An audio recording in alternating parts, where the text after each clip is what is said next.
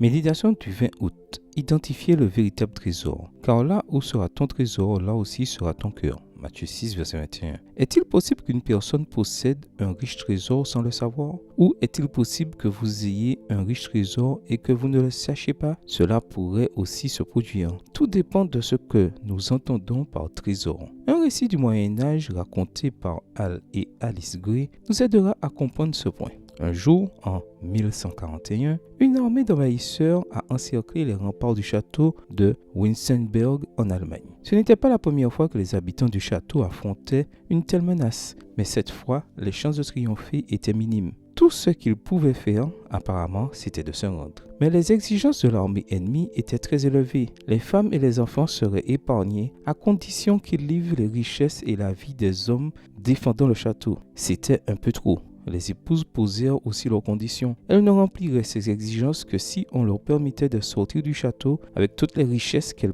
pourraient emporter. Combien de joyaux pourraient-elles emporter dans leurs mains? Se demanda le chef des envahisseurs. Quelle que soit leur quantité, il restera toujours une immense richesse à l'intérieur du château. Leur condition fut acceptée. Lorsque les portes du château s'ouvrirent, grande fut la surprise de l'armée ennemie. Chacune des femmes sortait en tenant son mari par la main. Intéressant. Et vous, avez-vous identifié votre vrai trésor? Notre texte d'aujourd'hui nous aide à répondre, car il nous rappelle que là où se trouve notre trésor, là aussi sera notre cœur. Autrement dit, là où se trouve ce qui est le plus important pour nous, là seront nos pensées et intérêts. Quel est donc notre plus grand trésor? C'est ce que nous chérissons le plus dans cette vie. Les épouses de Winsenberg nous enseignent qu'aucune richesse terrestre, aussi grande soit-elle, ne peut être comparée à la valeur de nos êtres chers, conjoints, enfants, parents, ainsi que nos bons amis. Pour rien au monde, nous ne les échangerions, n'est-ce pas? Mais prenons garde à ce que, sans nous en rendre compte, d'autres trésors tels que le travail, les réseaux sociaux,